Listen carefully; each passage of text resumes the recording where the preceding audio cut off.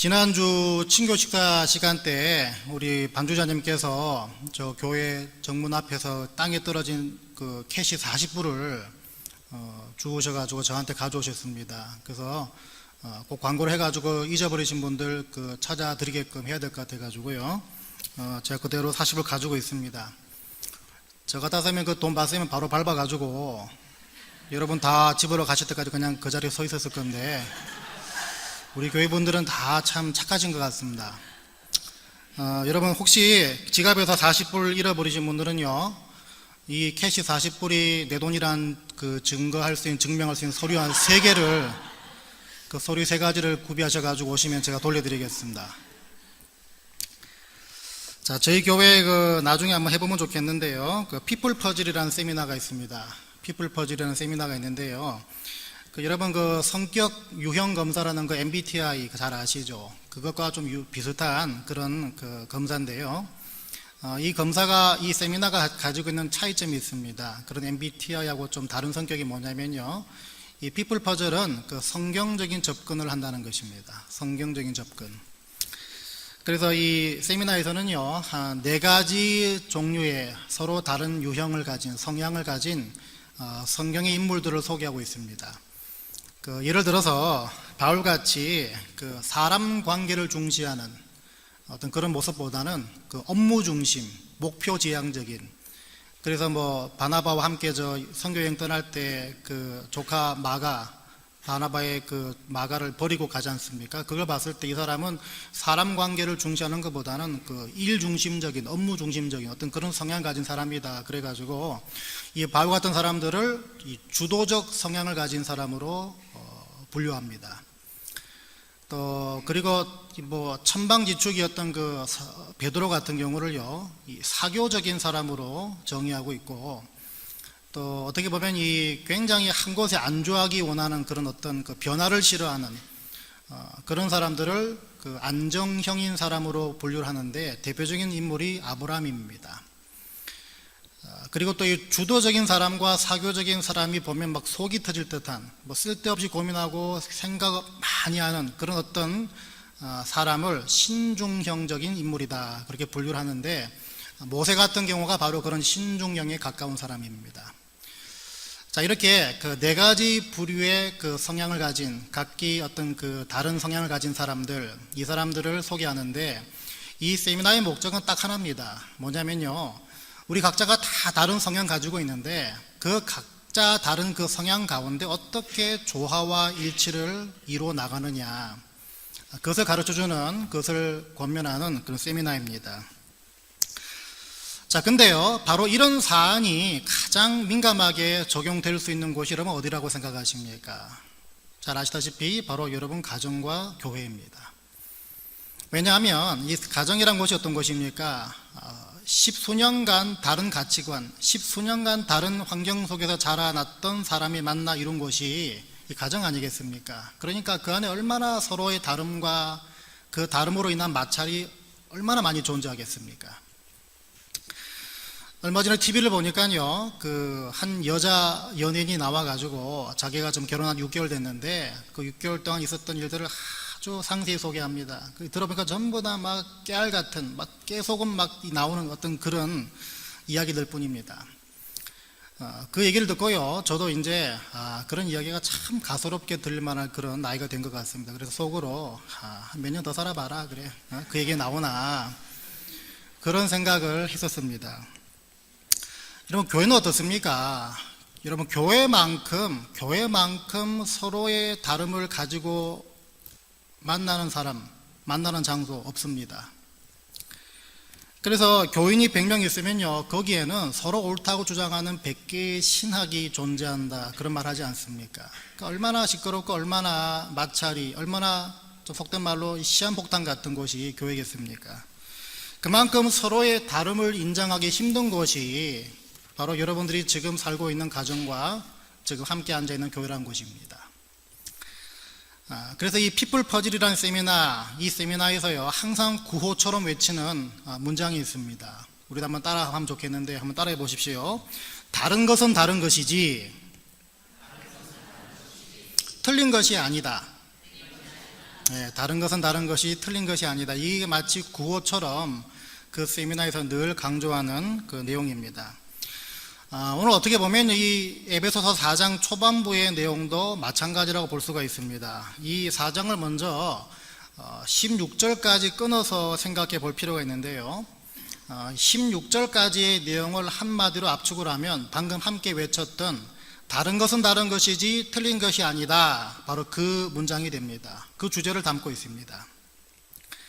자, 에베소 교회 성도들에게 바울이 말하고 있습니다. 하나님이 너희 한 사람 한 사람에게 각기 다 다른 은사를 주셨고 각기 다 다른 직분을 주시지 않았느냐. 그렇다면 거기서 바로 서로 조화를 이뤄가면서 일치된 하나 된 화목한 교회를 세워나가는 것이 마땅하다. 자, 이러면서 서로 다른 성향, 서로 다른 직분, 서로 다른 신앙 색깔을 가진 성도들이 왜 일치와 왜 조화를, 왜 화목한 교회를 세워나가야 하는가, 그 근거를 4절부터 이렇게 소개하고 있습니다. 4절부터 제가 읽어드리겠습니다. 몸이 하나요 성령도 한 분이시니 이와 같이 너희가 부르심의 한 소망 안에서 부르심을 받았느니라. 주도 한 분이시요 믿음도 하나요 세례도 하나요 하나님도 한 분이시니 곧 만유의 아버지시라. 만유 위에 계시고 만유를 통일하시고 만유 가운데 계시도다. 자, 왜 일치와 조화를 이뤄 나가는 가운데 화목하고 하나 된 교회를 왜 세워 나가야 합니까? 그 근거가 무엇입니까? 여기서 뭐라고 말하고 있습니까?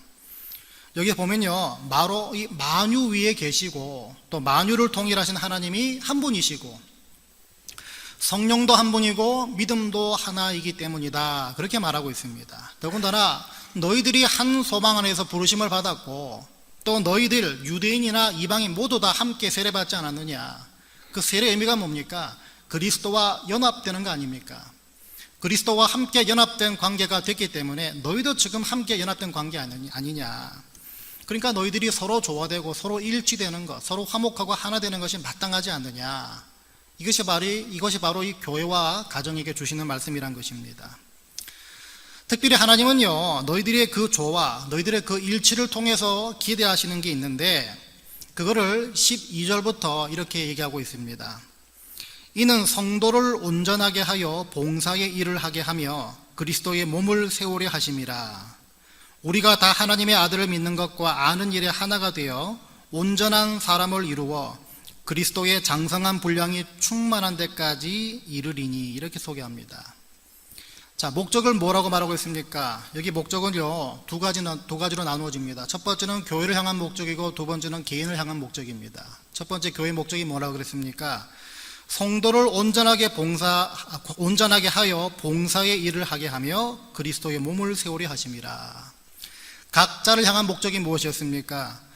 믿는 것과 아는 일에 하나가 되어 온전한 사람을 이루어 그리스도의 장성한 분량이 충만한 데까지 이르리니. 특별히 이 두 번째 목적, 그러니까 각 개인을 향한 목적이 여기 나와 있듯이 성숙한 사람 되라는 말 아니겠습니까? 이 문장을, 이 구절을 현대인의 성경 번역본을 보시면 이렇게 얘기하고 있습니다. 그리스도의 완전하신 충만에까지 이르러야 한다. 그리스도의 완전하신 충만함에 이르러야 한다. 하나됨과 조화로움과 일치됨을 통해서 하나님이 그 일을 통해서 우리에게 주시는 목적이 무엇입니까? 바로 이 여러분 한 사람 한 사람이 그리스도의 장성한 분량까지 이르게 원하신다는 것입니다. 또 15절까지 가면 이걸 또 어떻게 얘기하냐 보니까요, 머리 되신 그리스도를 닮아가는 것까지 지금 건드리고 있습니다. 그러니까 서로 다른 너희들의 일치와 그 조화를 통해서 하나님이 기대하시는 모습이 바로 여러분들이 자라나는, 어디까지요? 그리스도를 닮아가는 모습까지 자라나게 원하신다는 것입니다. 여러분 지난주에 설교 기억나신지 모르겠지만요, 이 3장에서 바울이 에베소 교회 성도들에게 했던 기도 3가지가 있습니다. 그 가운데 마지막의 기도 제목, 3번째 기도 제목이 뭐였습니까? 바로 하나님의 충만하심으로 충만해져라 하는 것이 마지막 기도 제목이었습니다. 하나님의 충만하심으로 충만해져라. 그래서 우리가 어떻게 풀이했습니까? 하나님의 온전한 주권과 통치 아래 너희들이 거해라. 더 나아가서 하나님의 말씀 안에 거해라. 더 나아가서 하나님 말씀이 들리는 사람 되거라. 더 나아가서 하나님 말씀을 취사 선택하지 말라고 말씀드렸습니다. 오늘 본문에서도요, 하나님의 충만하심으로 충만해지고 예수 그리스도를 닮아가라고 똑같이 얘기하고 있는데, 오늘 바울은요, 그렇게 되기 위한 또 다른 방법으로서 여기 나와 있듯이 서로의 다름 가운데 일치와 조화와 화목을 이루어 나가라는 것입니다. 자, 그래서 여기를 한번 잘 생각해 보면 이렇게 됩니다. 여러분, 하나님의 충만하심으로 충만해지는 그 훈련과 그리스도를 닮아가는 그 반복되는 연습, 그것을 하기 좋은 장소가 가정과 교회만큼 좋은 곳이 없다는 것입니다. 서로 다른 성향을 가진 사람들이 서로 맞춰 나가는 가운데 속에서 하나님의 충만하심으로 충만해지고 그리스도 예수를 닮아가는 그것을 주께서 기대하고 계시는데, 그렇게 하라고 우리 가운데 가정과 교회를 허락하셨다는 것입니다. 자, 그리고 여러분, 가정과 교회를 정말 잘 활용하셔야 합니다. 가정과 교회를 정말 잘 활용하셔야 합니다. 내 남편은 왜 이렇게 나와 다를까요, 목사님? 목사님, 제 아내는 왜 제 생각을 그렇게 이해해 주지 못할 거예요, 목사님? 목사님, 장로님, 집사님, 또 성도님, 저분들은 왜 나와 이렇게 생각이 다를까요? 여러분, 그런 상황이 되면 될수록요, 여러분들은 어떻게 그 생각을 바꾸셔야 합니까? 하나님이 지금 나를, 저 사람을 통해서, 바로 이 관계를 통해서, 이렇게 맞지 않음을 통해서 하나님의 충만하심으로 충만해지라고 나를 이끌고 가시는구나. 바로 나와 맞지 않는 저 사람과의 관계를 통해서 그리스도 예수를 닮아가라고 허락하시는 거구나. 그래서 붙여주시는 거구나. 여러분, 그렇게 생각의 전환이 이루어져야 한다는 것입니다. 여러분, 눈을 보니까 신목사 당신이 잘하시오. 자, 근데 오늘 우리가 살펴볼 것은요, 그렇게 서로 다름의 상황 속에서 조화와 일치를 추구해 나가서 하나님의 충만하심으로 충만해지고 그리스도 예수를 닮아가는 그 장성한 분량까지 자라나야 하는데, 그러기 위해서 저와 여러분 손에 하나님이 쥐어주신 그 도구가 뭐냐는 것입니다. 그 도구. 하나님이 지금 뭘 하라고 말씀하시는 건 내가 뭔지는 알겠고요, 왜 그렇게 돼야 되는지를 알긴 알겠는데, 그렇다면 거기 이르기 위해 하나님이 지금 내 손에 쥐어진 그 연장, 그 도구가 과연 뭐냐는 것입니다. 그게 바로 오늘 같이 읽으셨던 2절과 3절에 소개되고 있습니다. 제가 2절과 3절을 다시 한번 읽어드리겠습니다. 모든 겸손과 온유로 하고 오래 참음으로 사랑 가운데서 서로 용납하고 평안에 매는 줄로 성령이 하나 되게 하신 것을 심써 지켜라, 이렇게 말하고 있습니다. 여러분, 하나님께서요, 여러분 가정, 우리 교회 성령께서 하나 되게 해주셨고요, 지금 그 상태입니다. 여러분이 뭐 인정을 하든 못하든 간에 하나님께서 여러분 가정과 우리 교회 성령께서 하나 되게 하신 공동체로 지금 세워주셨습니다. 지금 그 상태입니다. 그렇지만 그 하나됨을 지키는 것은요, 그 하나됨을 지켜나가는 것은 서두에서 말씀드렸다시피 우리의 서로의 그 다름 때문에 참 쉽지가 않습니다. 어렵습니다. 하나님도 그걸 잘 아시기 때문에 사도 바울을 통해서 뭐라고 지금 말씀하셨습니까? 힘써서 지켜라 말씀하셨습니다. 쉬운 일이 아니기 때문에 하나님이 아시기 때문에 힘써서 지키라 이렇게 말씀하고 계십니다. 근데 동시에 그렇게 말씀하신 이유가 뭐겠습니까? 그 어려운 일, 그 쉽지 않은 일을 하나님이 지금 도와주시겠다는 것입니다. 자, 그래서 여러분, 가정의 평안과 교회의 하나됨, 또 화목함을 우리가 얘기하면서도 하나님 말씀에 귀 기울이지 않고 그 말씀에 순종하지 않으면 그건 뭔 말이겠습니까? 그 화목과 일치됨과 그 평안을 내가 원치 않는다는 것과 마찬가지입니다. 하나님의 그 개입과 하나님의 도움 없이는 여러분 가정과 우리 교회에서의 일치와 조화와 그 하나됨과 화목함, 이것은요, 속된 말로 국물도 없다는 것, 이거를 기억하셔서 여러분 가정과 우리 교회 늘 성령의 도우심을 우리가 간구하고 성령을 초청하고 또 여러 경로를 통해 찾아오시는 그 주님께 늘 열려있는 저와 여러분이 되어야 할 줄 믿습니다. 다시 2절과 3절로 돌아와서요, 이 다름 가운데 일치와 조화와 하나됨을 위해서 필요한 도구, 더 고상한 말로 필요한 덕목, 이 네 가지를 지금 얘기하고 있는데요, 겸손과 온유와 오래 참음과 그리고 서로 용납하는 것, 이 네 가지를 지금 말하고 있습니다. 자, 근데 결론부터 말하자면요, 이 서로 다른 네 가지는요, 사실 다 같은 뿌리에서 나옵니다. 그게 뭔지 한번 살펴보겠는데요, 첫 번째로 소개되고 있는 겸손을 보시면 이 겸손의 의미가 우리가 지금 통상 알고 있는 그 겸손의 의미, 그 개념과 이 당시 사람들이 갖고 있던 겸손의 개념, 이것이 완전히 달랐다는 거 여러분 알고 계십니까? 저도 몰랐는데요, 말씀을 준비하다 보니까 우리가 지금 통상 쉽게 정의하는 그 겸손의 정의와 이 당시 사람들이 갖고 있던 그 겸손의 개념은 완전히 달랐다는 것을 저는 봤습니다. 이 당시의 겸손의 개념은요, 쉽게 말하면 비굴하고 굽신굽신하고 바보 같고 지혜롭지 못하고 노예 같은 상태, 이것이 이 당시 사람들이 갖고 있던 겸손의 개념이었습니다. 그러니까 힘이 있고 지위가 있는데도 자신을 낮추면 지금 우리는 그걸 겸손하다라고 말하고 있지만요, 그때는 표현은 같은 겸손인데 같은 단어를 쓰고 있는데 그 당시 사람들이 갖고 있던 겸손의 의미는 그건 지혜롭지 못한 것이다, 비굴한 것이다, 못난 것이다, 실패한 것이다, 노예 같은 사람들이다, 이렇게 봤다는 것입니다. 그러니까 이때의 겸손은요, 그러지 않아도 될 충분한 지위와 그러지 않아도 될 충분한 상태임에도 불구하고 이유여하를 막론하고 무조건 낮아지고 무조건 손해보는 그런 의미였다는 것입니다. 그러니까 이 사람들 보기에 다 멍청한 그런 모습이었다는 것입니다. 그런데 여러분 잘 생각해 보십시오.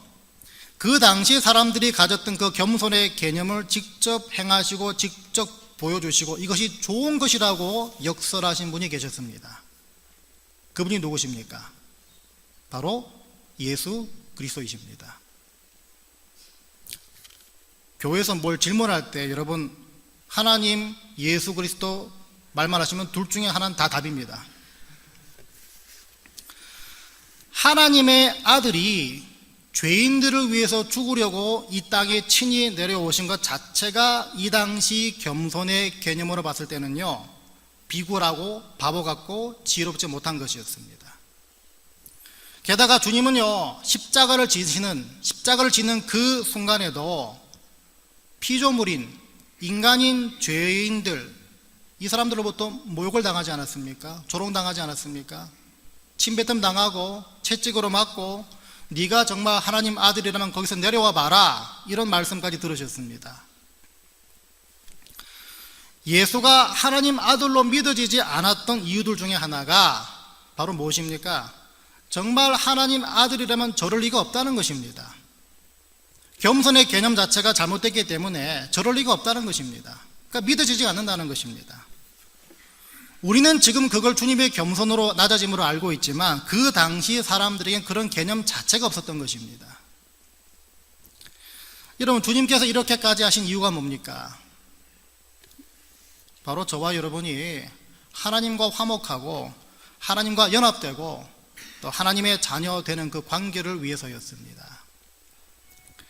그래서 가정과 교회에서의 하나됨을 위해서 필요한 덕목들 중에 첫 번째로 소개되고 있는 이 겸손은요, 결국에는 여러분 성품이 뛰어나서 여러분이 많이 배워서 그렇게 해서 발휘될 수 있는 겸손이 아니라는 것을 여러분 분명히 아셔야 합니다. 주님이 노예같이 비굴할 정도로 가장 낮은 자리로 내려가셨던 그 사실, 그것이 바로 저와 여러분들을 건지시기 위함이었다는 그 이유를 기억해내서 해야 되는 겸손이라는 것입니다. 겸손의 주체가, 겸손의 출처가 여러분 자신이 아니라는 것입니다.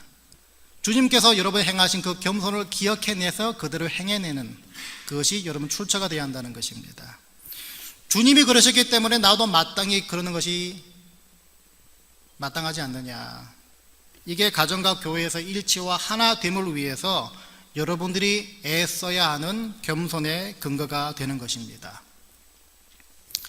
자, 두 번째로 소개하고 있는 이 온유함도 마찬가지입니다. 이 온유함이요, 헬라어로 프라우테스라는 헬라어를 쓰고 있는데요, 이 단어의 뜻이 이해심이 깊다, 이해심이 깊다라는 뜻인데, 이 뜻을 통상 사람들은요 정중함, 그러니까 젠틀레스, 정중함으로 번역을 합니다. 근데 이 정중함, 이 온유함, 이 단어를 생각할 때마다 우리가 늘 오해하는 것이요, 온유하고 정중하다는 것은 뭔가 부드럽고 말랑말랑하고 이 참 어떤 연약한 그런 어떤 이미지가 많이 떠오릅니다. 근데 이 성경에서 쓰고 있는 온유함, 성경에서 쓰고 있는 정중함은요, 우리가 늘 생각하는 그 말랑말랑 소프트하고 막 연약한 그런 이미지가 아니라고 말합니다. 이 정중함에는요 두 가지 의미가 있는데, 첫 번째는 어느 한쪽으로 치우치지 않는 것, 두 번째로는요 내 생각과 내 마음, 이것을 내가 억누르고 자제하는 것, 이 두 가지 의미를 포함하고 있습니다. 어느 한쪽으로 치우치지 않고 내 생각과 내 본성, 내 마음을 자제하는 것, 이 두 가지를 담고 있으니까 분명히 온유함과 정중함은 성경에서 어떤 연약함과 어떤 약함, 어떤 그 부드러움, 이런 이미지가 아니라는 것입니다. 자, 그렇다면요 한번 묻겠습니다. 여러분, 이 온유함, 이 정중함을 친히 행하신 분이 누구십니까? 예수 그리스도이십니다. 그죠? 둘 중 하나는 답이라니까요. 여러분, 몇 주 전에 언급했지만요, 예수님이 겟세마네 동산에서 드렸던 그 기도 기억나십니까? 예수님은요 사람의 완전한 인성과 하나님의 완전한 신성을 동시에 지녔던 분이기 때문에 십자가를 지시기 전에, 십자가에서 죽음을 맞이하시기 전에 갈등하셨습니다. 그래서 겟세마네 동산 기도가 어땠습니까? 아버지, 할 수만 있으면 이 잔을 내게서 돌려가게 해주시옵소서, 이 잔을 옮겨주시옵소서. 뭡니까? 인간의 어떤 고뇌, 갈등, 죽기 싫음, 손해보기 싫은 그 내용이, 그 마음이 지금 이 기도가 담겨 있지 않습니까? 완전한 인성을 가졌던 분의 그 기도의 그 마음을 볼 수가 있는 부분인데, 근데 뒤이어 또 어떻게 기도했다고 말씀드렸습니까?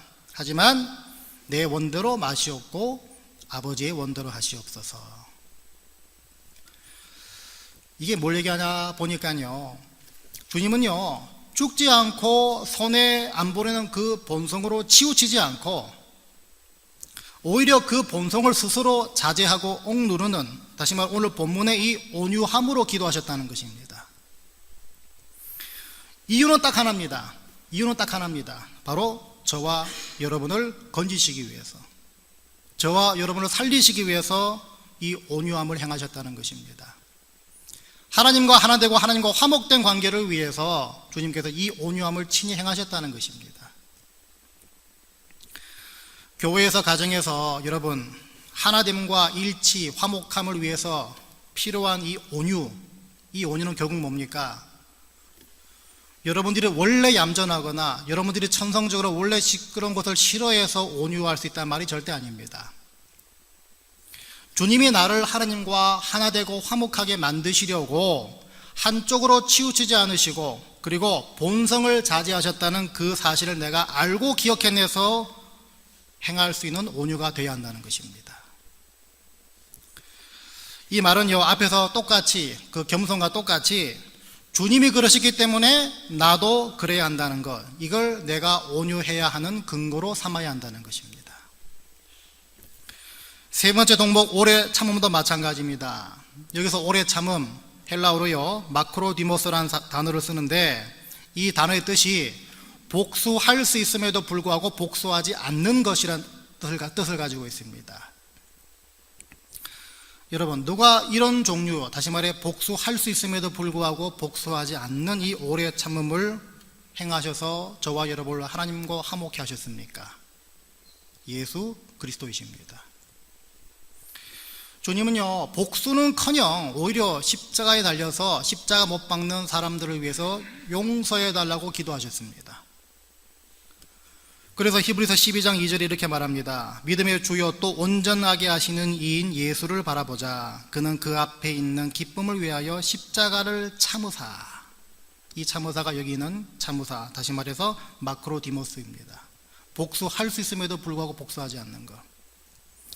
부끄러움을 개의치 아니하시더니 하나님 보좌 우편에 앉으셨느니라.